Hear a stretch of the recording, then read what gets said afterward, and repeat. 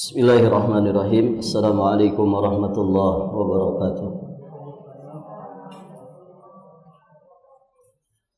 Alhamdulillah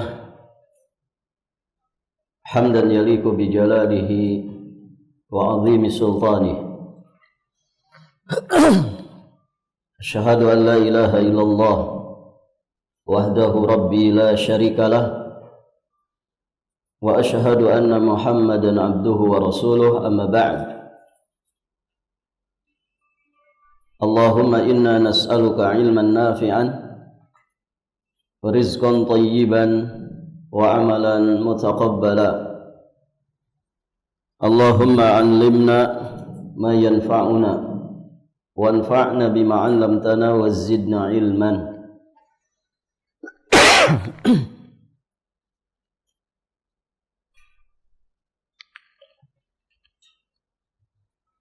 Para hadirin, akhwat wa ummahat fillah, rahimani wa rahimakumullah. Alhamdulillah, pada pagi hari menjelang siang ini kita bersyukur kepada Allah Subhanahu wa taala atas kemudahan yang Allah berikan untuk kita melanjutkan pelajaran kita masih di pembahasan tafsir surat Al-Qalam. Sekarang kita akan membahas ayat ke-34 dan seterusnya.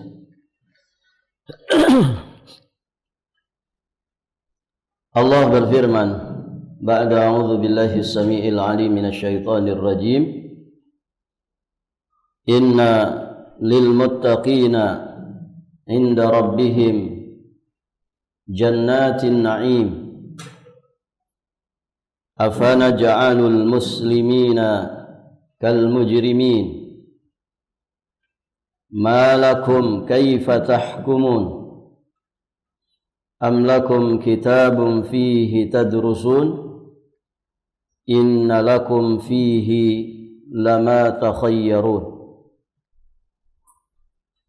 Allah berfirman yang artinya, sesungguhnya bagi orang-orang yang bertakwa disediakan surga-surga yang penuh kenikmatan di sisi Rabb-Nya.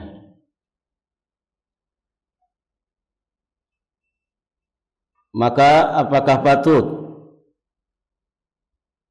kami menjadikan orang-orang Islam itu sama dengan orang-orang berdosa, yakni orang-orang kafir?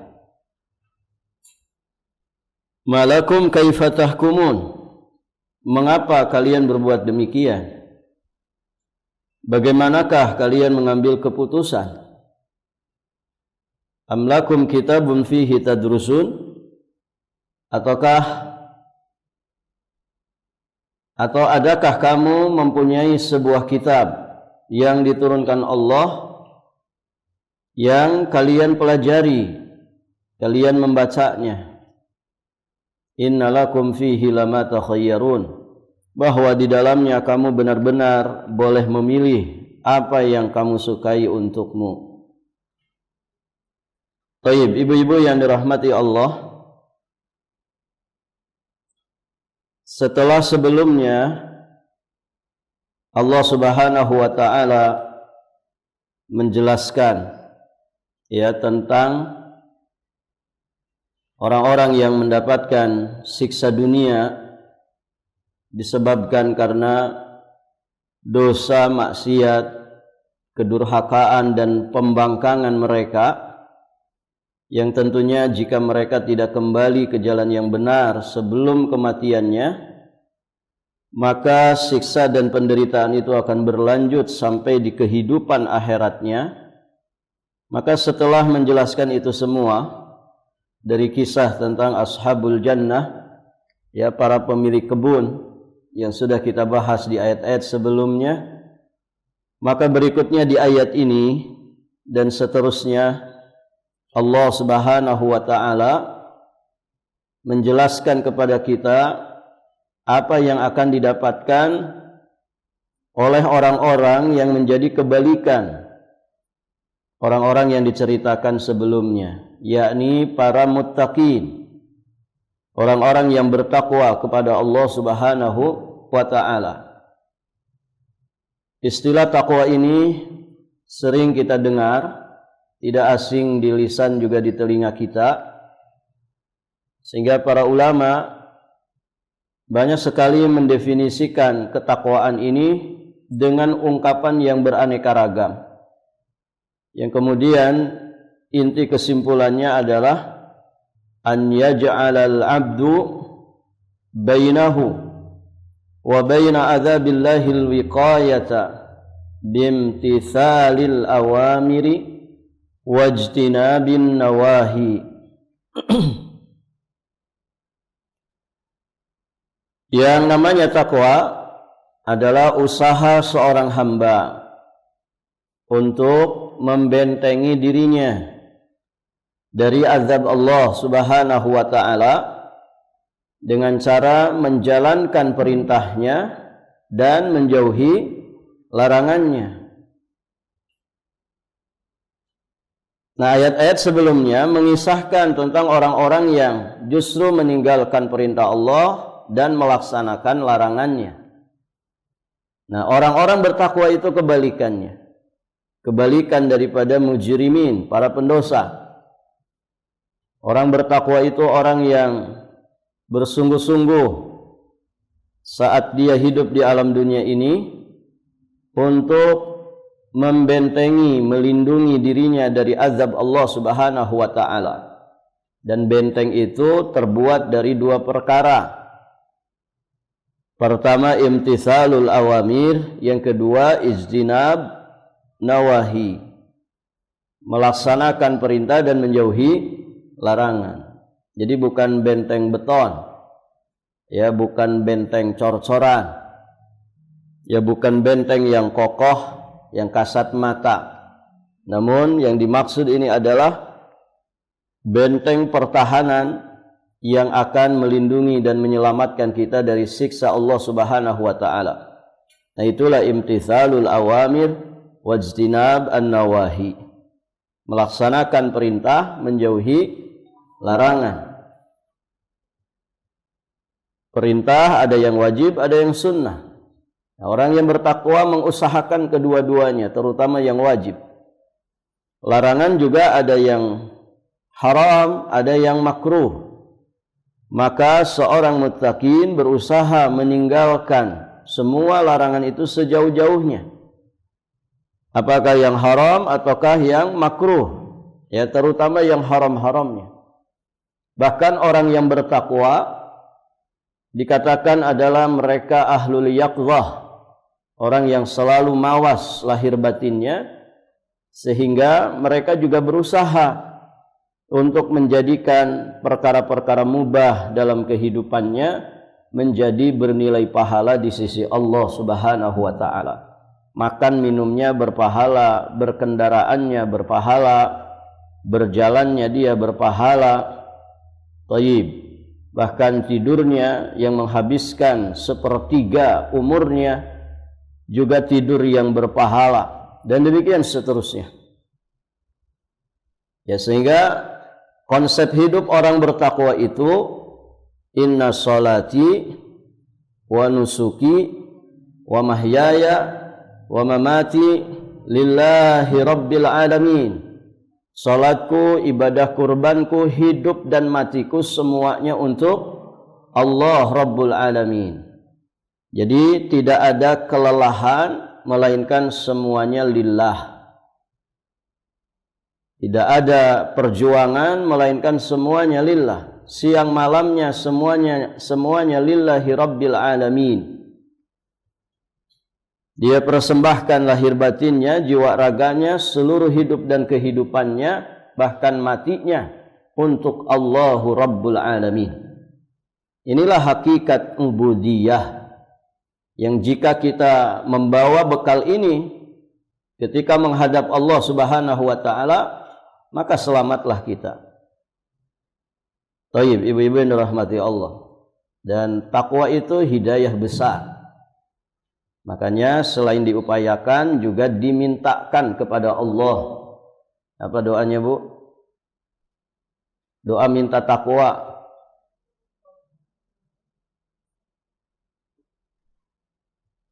Sudah pernah dihafal kan? Sekarang nggak ada lagi hafalan doa itu ya. Apa doanya, Bu? Minta takwa. Allahumma inni as'aluka. Sampai di sini.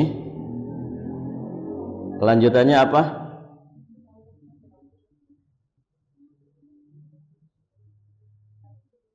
Allahumma inni as'alukal huda wat-tuqa wal afafa wal ghina.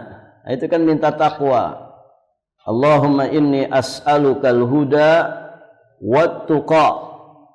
Allahumma ya Allah, inni sesungguhnya aku as'alukal huda, memohon kepadamu hidayah, wat-tuqa, dan ketakwaan, wal afafa wal ghina, dan aku memohon kepadamu iffah. Iffah itu orang yang pandai menjaga kehormatan wibawa dirinya, kesucian dirinya. Wal ghina, dan aku meminta kepadamu kecukupan. Hidup itu kan yang penting cukup, Ibu ya. Mau berangkat haji cukup, mau berangkat umroh cukup, bikin rumah cukup, begitu kan? Buat makan cukup, buat anak istri cukup, begitu. Buat nikah lagi tidak cukup. Taib, ibu-ibu yang dirahmati Allah. Itu faedah pertama. Al-muttaqin maksudnya adalah orang-orang yang bertakwa, dan definisi takwa tadi sudah kita sampaikan. Kemudian yang kedua, pelajaran kedua, innalil muttaqina inda rabbihim jannatin na'im. Sesungguhnya orang-orang bertakwa di sisi Rabb mereka, mereka mendapatkan jannatin na'im, surga yang penuh dengan kenikmatan. Berarti takwa itu merupakan kunci untuk masuk surga dan kunci untuk mendapatkan berbagai kenikmatan yang terdapat di dalamnya. Ketika Allah menjelaskan tentang surga, apa kata Allah? Uiddat lil muttaqin. Surga itu telah Allah persiapkan, berarti sudah ada. Telah Allah persiapkan untuk orang-orang yang bertakwa. Di surat Ali Imran 198, Allah Subhanahu wa taala juga berfirman, "Lakinil ladzina taqaw rabbahum lahum jannatun tajri min tahtihal anharu khalidina fiha nuzula min indillah wa ma indallahi khairul lil abrar." Akan tetapi orang-orang yang bertakwa kepada Rabb-Nya, apa yang akan mereka dapatkan? Lahum jannat, bagi mereka surga yang mengalir di bawahnya, sungai-sungai, sedangkan mereka kekal di dalamnya. Nuzulam min indillah, sebagai tempat tinggal, anugerah pemberian dari sisi Allah. Dan apa yang di sisi Allah adalah yang lebih baik bagi orang-orang yang baik. Baik, ibu-ibu yang dirahmati Allah. Jelas ya? Ketakwaan ini merupakan kunci untuk masuk surga. Kemudian di ayat ini disebutkan jannatin na'im. Surga disifati dengan na'im. Naim yakni yang penuh dengan kenikmatan. Kenikmatan seperti apa yang ada di surga itu? Kenikmatan surga adalah kenikmatan yang sempurna. Karena tidak ada apapun di dalam surga kecuali kenikmatan murni yang tidak ternodai oleh apapun yang mengganggunya. Penghuninya diberkahi dengan kenikmatan yang dirasakan oleh lahir dan batinnya. Ibu, senikmat-nikmatnya di dunia, nikmat di dunia itu tidak sempurna. Begitu kan, Bu? Nikmat di dunia sempurna tidak? Tidak. Didapatnya dengan berlelah letih. Begitu kan?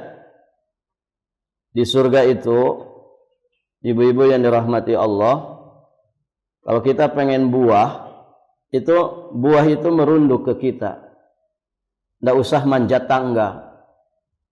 Tidak usah ngambilnya pakai gantar. Begitu ya. Barakallahu fikum. Kalau di dunia orang pengen buah-buahan, harus nanam dulu. Beli juga mahal-mahal, kan begitu ya. Ada yang murah-murah tapi ya kualitasnya biasa. Atau bahkan kualitas rendahan. Yang kualitas bagus, buah-buahan itu rata-rata mahal. Bisa lebih mahal dari beras. Makanya sebagian kalangan yang mungkin ekonominya pas-pasan, daripada beli buah, lebih baik beli beras. Ya. Beras dapat 5 kilo, buah mungkin dapat 1,5 kilo, seharga 5 kilo beras. Mahal buah-buahan. Taib. Ya, itu nikmat dunia, tidak sempurna. Didapatnya dengan lelah letih, dengan susah payah. Ketika didapatkan pun tidak semuanya bisa dinikmati. Ya kan, Ibu? Tidak semua bisa dinikmati. Ibu yang punya rumah 10, apa semuanya bisa dinikmati? Tidak. Satu saja yang dinikmati. Itu pun kadang di kamar saja. Punya kolam renang nggak dipakai sampai lumutan. Begitu kan? Barakallahu fikum. Ya. Terbatas, tidak sempurna nikmat dunia itu. Tapi orang mati-matian mengejar dunia demi mendapatkan kenikmatan yang terkadang belum dia dapatkan sudah mati duluan. Rugi kalau orang ngejar-ngejar dunia. Baik. Ibu-ibu yang dirahmati Allah. Nah, nikmat di surga itu jangan disamakan dengan nikmat dunia. Orang mendapatkan nikmat di dunia secara zahir mungkin orang ini nikmat. Tapi belum tentu kenikmatan itu dirasakan batinnya. Dan sudah banyak kisah nyata yang model begitu. Orang serba berkelimpahan, serba ada, tapi batinnya tersiksa. Banyak yang begitu, Bu. Kalau yang miskin batin tersiksa, ya tidak usah ditanya. Ini orang yang Masya Allah, zahirnya seperti orang yang penuh dengan kenikmatan. Tapi ternyata kenikmatan itu tidak sampai meresap ke dalam batinnya. Zahirnya yang kelihatan nikmat ternyata tidak bisa dinikmati oleh batinnya. Nah, kalau nikmat di surga itu menimpa jasad juga menimpa hati. Dirasakan oleh zahir juga dirasakan oleh batin kita. Sebagaimana siksa neraka juga demikian. Orang beriman di dunia seolah-olah kesusahan mungkin dipandang oleh sebagian orang. Tapi batin mereka sejatinya batin yang bahagia dan lapang. Yang kalau kebahagiaan batin seorang mukmin itu diketahui oleh para raja, mereka pasti iri kepadanya.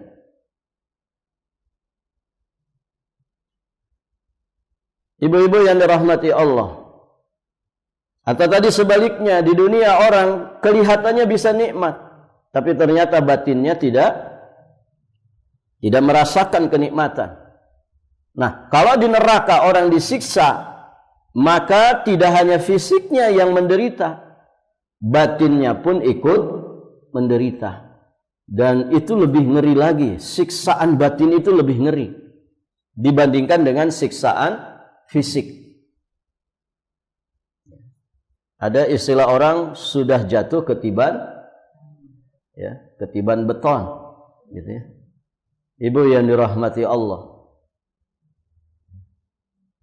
Nah, begitu keadaan orang-orang di dalam siksa api neraka. Kalau di surga, Masya Allah, Nikmat itu menimpa fisik mereka, juga menimpa batin mereka. Artinya secara lahir dan batin mereka itu memang orang-orang yang berbahagia, orang-orang yang mendapatkan kenikmatan. Maka disebutkan di antaranya di surat Al-Hijr ayat 48, Allah Subhanahu wa taala berfirman, la yamassuhum fiha nasabun wa ma hum minha bimukhrajin. Mereka tidak merasa lelah di dalamnya dan mereka sekali-kali tidak akan dikeluarkan daripadanya. Kalau dunia lelah tidak Ibu? Dunia itu melelahkan. Taklim belum selesai saja kan sudah direncanakan jam 11 pokoknya harus rebahan. Pegel rasanya badan ini.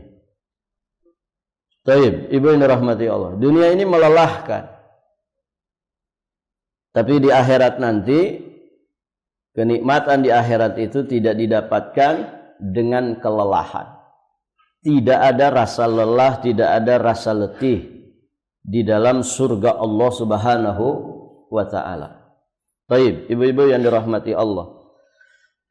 Di dalam hadis Nabi sallallahu alaihi wasallam juga mengatakan, hadis yang diterima dari jalan sahabat yang mulia Abu Hurairah radhiyallahu taala anhu, terdapat di Sahih Muslim, man yadkhulul jannata yan'amu la yab'asu la tabla thiyabuhu wa la yafna shababuhu. Siapa saja yang masuk surga dia akan selalu diberi nikmat. Lihat bagaimana sempurnanya kenikmatan surga. Orang yang masuk surga itu akan selalu diberi nikmat. Berarti tidak pernah susah. Dia tidak akan pernah ditimpa dengan kesusahan. Kemudian la tabla thiyabuhu, tidak akan usang bajunya. Bajunya tidak pernah usang, berarti selalu dalam keadaan baru, selalu dalam keadaan yang terbaik. Ya, kita punya baju kan 2 tahun sudah barelel, Ibu ya. Kadang jahitannya, kancingnya copot-copot, begitu ya. Warnanya jadi pudar. Barakallahu fikum. Wala yafna syababuhu, dan tidak akan hilang masa mudanya. Berarti muda terus. Di dunia orang pengennya muda terus. Tapi apalah daya, umur itu tidak bisa dibohongi. Mau dipoles pakai apapun, tetap saja kalau sudah tua ya nenek-nenek, begitu kan. Ibu-ibu yang dirahmati Allah. Di dalam hadis yang lain, di redaksi yang lain dari Abu Sa'id Al-Khudri radhiyallahu taala anhu dan Abu Hurairah radhiyallahu taala anhu, Rasulullah sallallahu alaihi wasallam bersabda, "Idza dakhala ahlul jannatil jannata yunadi munadin." Tatkala ahli surga telah masuk ke dalam surga, maka ada yang menyeru dengan kata-kata, "Innalakum antahyau." Kalian akan hidup. Fala tamutu abadan. Kalian akan hidup selamanya dan tidak akan pernah mati, karena kematian sudah dimatikan, sehingga tidak ada lagi kematian. Innalakum antasihhu fala tasqamu abadan. Sesungguhnya kalian akan selalu sehat dan tidak akan pernah sakit. Sehatnya kita di dunia, Ibu, pasti diselingi dengan sakit. Walaupun alhamdulillah segala puji hanya milik Allah, sehat kita lebih sering daripada sakit. Hidup kita di dunia ini akan mengalami yang namanya kematian, akan menerima ajal. Beda dengan hidup di surga, tidak akan ada kematian untuk selama-lamanya. Jadi manusia hidup dalam keadaan yang sesempurna-sempurna mungkin. Ditambah lagi, wa innalakum antashibbu fala tahramu, dan kalian tetap akan muda, tidak akan pernah mengalami tua. Kalau di dunia pasti orang yang dipanjangkan umurnya dia akan mengalami masa tua. Ada di sini orang tua banyak.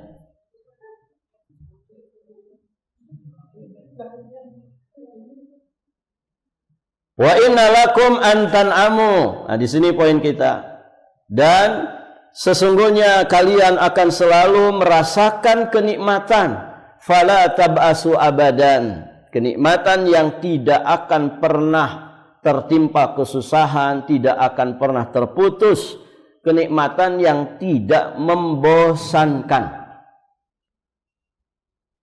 Kalau nikmat dunia, Ibu, membosankan tidak? Ibu misalkan orang kaya ya.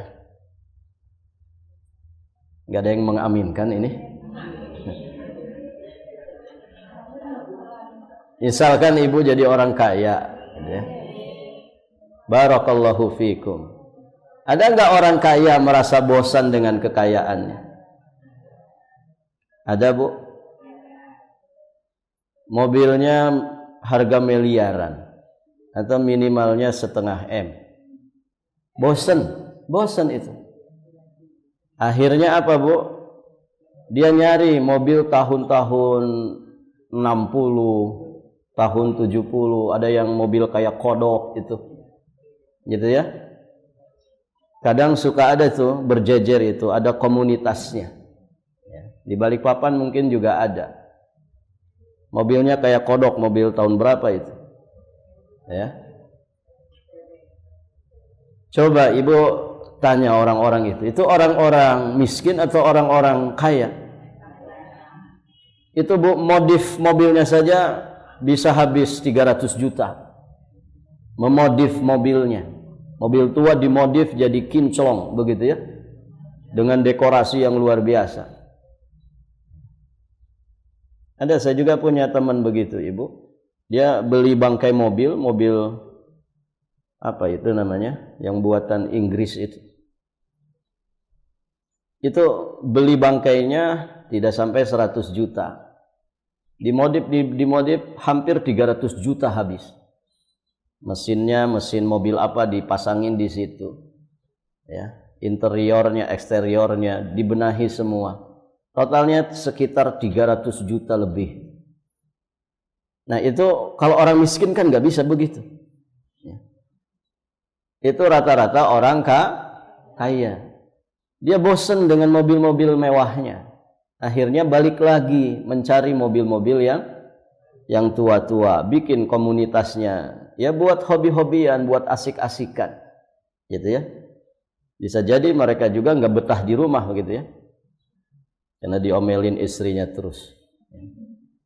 Ini lebih senang dengan komunitasnya. Taib, ibu-ibu yang dirahmati Allah. Nah, orang kaya di dunia ini bisa bosan dengan kekayaannya. Bisa bosan. Nah, sedangkan di akhirat nanti, kenikmatan itu tidak membosankan. Kenikmatan itu tidak membosankan. Kalau di dunia, ya, yang nikmat-nikmat itu kadang membosankan. Begitu ya.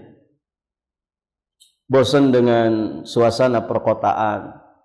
Akhirnya berkunjung ke desa. Orang desa bosan dengan suasana desa. Akhirnya dia datang ke kota. Dan gitu manusia itu begitu, Bu. Orang yang rumahnya pinggir laut bosan tiap hari lihat laut. Akhirnya dia naik gunung. Ya. Yang di gunung juga bosan tiap hari melihat pemandangan gunung terus. Akhirnya dia datang ke laut. Begitu. Laut gunung sudah bosan, sungai didatangi. Ya. Sungai bosan, danau didatangi. Ya. Begitu. Maka ya dunia itu biasa saja, gitu ya. Tidak usah merasa wah dengan dunia. Karena yang wah itu adalah nikmat di surga Allah Subhanahu wa ta'ala. Makanya kan salah satu penjelasan tentang kewajiban ghaddul basar. Apa ghaddul basar itu, Ibu?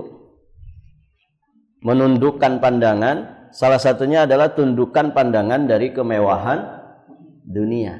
Kenapa? Karena kemewahan dunia itu bisa menjadi fitnah. Ada ibu-ibu pulang pengajian malah error, ya. Datang ke rumah malah nuntut suami, "Mas, kapan saya diberikan emas?" Gara-gara apa? Lihat teman pengajiannya pamer emas, gelang, kangkalung, cincin, semua serba dipakai. Ya, atau yang tidak punya jadinya iri. Akhirnya yang jadi korban suaminya. Kapan saya diberikan emas? Loh, kamu loh sudah punya emas 70 kilo gitu. Saya tidak dianggapkah gitu ya? 70 kilo ini lebih berharga dari dunia dan seisinya. Taib, ibu-ibu yang dirahmati Allah. Maka dunia itu biasa saja. Tidak usah wah dengan dunia. Apa tuh, punya mobil juga kaleng dan plastik, karet, gitu kan? Punya rumah ya pasir, semen, kaca, kan begitu saja. Digoyang sedikit pakai gempa juga roboh, gitu ya. Biasa saja dunia itu. Tundukkan pandangan dari kemewahan dunia. Mewahkanlah akhirat, mewahkanlah surga, supaya kita mati-matian untuk mengejarnya. Baik, ibu-ibu yang dirahmati Allah. Kemudian ayat berikutnya, afana ja'alul muslimin kal mujrimin. Maka apakah patut kami menjadikan orang-orang Islam itu sama dengan orang-orang mujrim? Baik, ibu-ibu yang dirahmati Allah. Tentang ayat ini disebutkan ya di dalam beberapa penafsiran bahwa para tokoh kafir Quraisy berkata kepada kaum muslimin, sesungguhnya Allah telah melebihkan kami dari kalian dalam kehidupan dunia. Ya, karena banyak tokoh orang-orang Quraisy itu yang jadi saudagar-saudagar kaya. Ya, sedangkan para pengikut Nabi Muhammad rata-rata fuqara dan masakin. Sesungguhnya Allah telah melebihkan kami dari kalian dalam kehidupan dunia, sehingga keadaan kami juga akan dilebihkan atas kalian di akhirat nanti, atau paling tidak sama dengan keadaan kalian. Kami akan mendapatkan kenikmatan surga di akhirat sebagaimana kalian juga mendapatkannya. Begitu ya. Begitulah ya gambaran orang-orang kafir yang orientasi dan obsesinya, barometer dalam menilai segala sesuatu itu ukurannya dunia. Disangkanya, Ibu, ya, mereka itu menyangka kalau di dunia orang itu berkelimpahan, dihormat-hormat sama manusia, ya diagung-agung sama manusia karena kekuasaan atau karena hartanya. Itu gambaran, nanti di akhirat juga kurang lebih begitu. Jadi ketika melihat orang miskin, kamu di dunia saja belangsak, di akhirat loh model-model kamu itu ya neraka. Jadi patokannya adalah dunia. Nah, ini tentu keliru besar. Maka Allah Subhanahu wa taala mengecam mereka, membantah mereka. Afana ja'alul muslimina kal mujrimin? Maka patutkah kami menjadikan orang-orang Islam itu sama dengan orang-orang mujrim? Di sini Allah membantah dan mengecam mereka bahwa bukanlah satu keadilan jika antara orang taat dan orang yang durhaka itu disamaratakan. Justru kalau menganggap sama, ya zalim, menempatkan sesuatu tidak pada tempatnya. Jadi di sini Allah menafikan persamaan antara muslim dengan mujrim. Ya, muslim itu orang yang mengucapkan dua kalimat syahadat, meyakini dan mempelajarinya, mengamalkan konsekuensinya dan tidak mendatangkan pembatal-pembatalnya. Itu muslim. Dia istislam kepada Allah dengan tauhid, pasrah menyerah kepada Allah dengan tauhid, taat kepada Allah Subhanahu wa taala. ya tunduk patuh dengan mentaati Allah Subhanahu wa taala. Kemudian berlepas diri dari kesyirikan, kebid'ahan dan juga para pelakunya. Ini pernah kita bahas tentang Islam di pembahasan kitab Salasat al-Usul. Adapun mujrim itu dari kata jaram.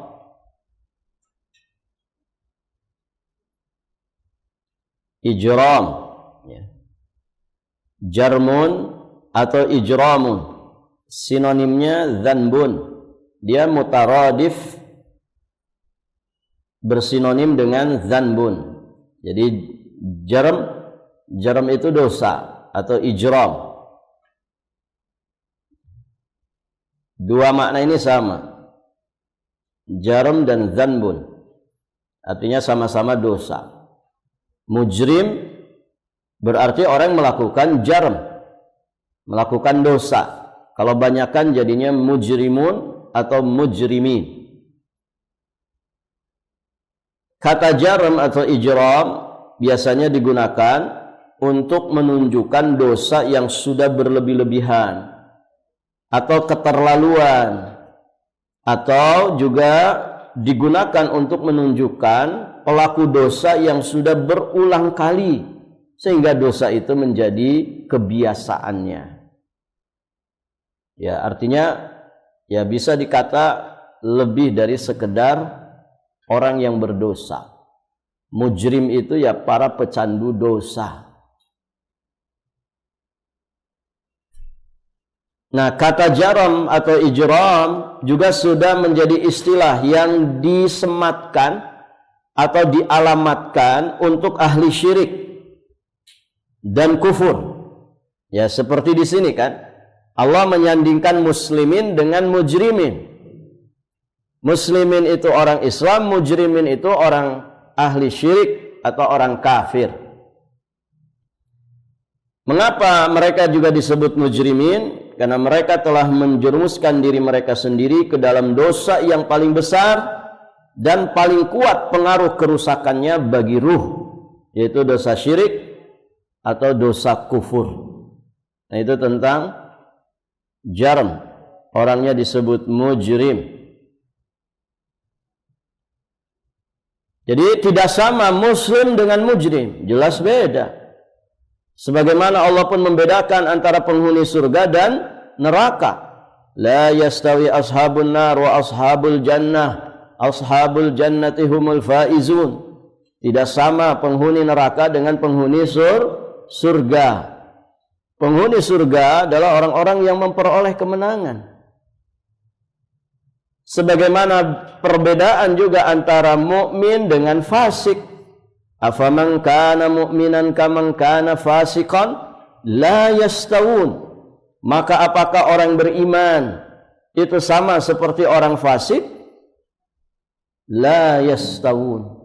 Mereka itu tidak sama. Sebagaimana tidak sama antara orang buta dengan orang melek. Sebagaimana tidak sama antara orang beriman beramal saleh dengan orang yang melakukan keburukan.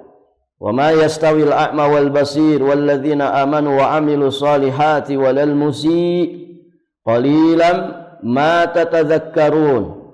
Dan tidaklah sama orang yang buta dengan orang yang melihat, tidak pula sama orang yang beriman dan mengerjakan amal saleh dengan orang yang durhaka. Sedikit sekali kamu mengambil pelajaran. Sebagaimana juga berbedanya gelap dengan terang, berbedanya teduh dengan panas, berbedanya orang hidup dengan orang mati. Wa ma yastawil a'ma wal basir. Dan tidaklah sama orang buta dengan orang yang melek. Walad zulumat walan nur. Tidak pula sama gelap gulita dan cahaya yang terang benderang. Walad zillu walal harur. Tidak pula sama yang teduh dengan yang panas. Wa ma yastawil ahya walal amwat. Dan tidak pula sama orang-orang yang hidup dan orang-orang yang mati. Jelas ya, Allah membedakan dua perkara yang berseberangan. Bagaimana kemudian orang-orang kafir itu menyamakannya? Maka di ayat-ayat berikutnya Allah juga masih mengecam mereka, mengajak mereka berfikir menggunakan akal sehatnya. Kata Allah, malakum kaifa tahkumun? Mengapa kamu berbuat demikian? Maksudnya mengapa kalian menganggap sama Islam dengan Muslim dengan mujrim? Kaifa tahkumun? Bagaimanakah kamu mengambil keputusan? Baik, ibu-ibu yang dirahmati Allah. Jadi dalam ayat ini Allah masih mengecam, membantah orang-orang kafir atas anggapan mereka bahwa Muslim itu sama dengan mujrim. Pertama, ibu-ibu yang dirahmati Allah, Allah bantah dengan dalil akal. Anggapan mereka ini sejatinya keanehan dalam jalan pikiran. Seakan-akan mereka tidak menggunakan pertimbangan akal yang benar, ya, pertimbangan yang benar berdasarkan akal yang sehat. Ya, orang itu kalau akalnya sehat, ibu, kan dia bisa membedakan, ya, para pendosa dengan orang yang taat. Antara muhsin dengan musi itu beda. Barakallahu fikum. Jadi secara akal saja jelas sekali bahwa anggapan mereka itu terbantahkan. Dan beda ya, orang baik-baik dengan orang suka mabok, beda. Orang nyembah Allah dengan orang yang nyembah topekong, ya, beda. Baik. Kemudian yang kedua, amlakum kitabun fihi tadrusun. Anggapan orang-orang kafir ini juga terbantahkan oleh dalil naql. Anggapan mereka ini merupakan bentuk kezaliman. Zalim lawan dari adil. Yang secara naql, secara wahyu sangat terbantahkan. Maka Allah di sini menyampaikan, amlakum kitabun fihi tadrusun. Atau adakah kamu mempunyai sebuah kitab yang diturunkan Allah yang kamu membacanya? Sehingga kamu dapati di dalam kitab itu bahwa Allah menyamakan antara muslim dengan mujrim. Ada enggak kitab pada diri kalian? Ternyata kan tidak ada. Ya, jawabannya tidak ada satupun kitab samawi, bahkan yang bukan samawi sekalipun, yang menyatakan persamaan antara muslim dan kafir. Di sini ibu ada pelajaran bagi kita. Ayat-ayat semacam ini sejatinya merupakan bantahan terhadap orang-orang liberal yang menyamakan seluruh agama. Ya, semoga Allah ya memusnahkan pemahaman seperti itu. Ibu, orang di luar Islam saja enggak menyamakan kok. Ya kan? Coba ibu kalau punya teman Nasrani, tanya, agamamu sama enggak dengan agamaku? Apa dia jawab, Bu? Ya jelas beda. Ya kan? Aku nyembah Nabi Isa, ya, Yesus Kristus, kamu kan nyembah Allah. Kamu sholat di masjid, aku sembahyang di gereja. Beda, ya. Kamu ibadahnya tiap hari, kalau aku cuman Sabtu Minggu saja. Ya kan? Barakallahu fikum. Orang di luar kita saja membedakan. Kok ada orang ngaku muslim, bahkan ngaku cendekiawan muslim, ya, tapi kemudian mengatakan ya Nasrani dengan Islam itu podo ae, ya, sama-sama ingin selamat, sama-sama mengajarkan kebaikan, sama-sama ujungnya di surga, gitu ya. Nas'alullah al-afwa wal afiyah wassalama wa na'udzubillah min kulli fitan man ma dhahara minha wa ma batan. Baik, ibu-ibu yang dirahmati Allah, sampai di sini pelajaran kita. Insyaallah taala nanti kita lanjutkan di kesempatan berikutnya biiznillah. Nanti kita bahas ayat 39. Allah masih memberikan bantahan atas anggapan yang sesat dari orang-orang kafir. Baik Ibu, sampai di sini. Insyaallah taala nanti kita lanjutkan di kesempatan berikutnya. Subhanakallahumma bihamdik asyhadu an la ilaha illa anta astaghfiruka wa atubu ilaik. Assalamualaikum warahmatullahi wabarakatuh.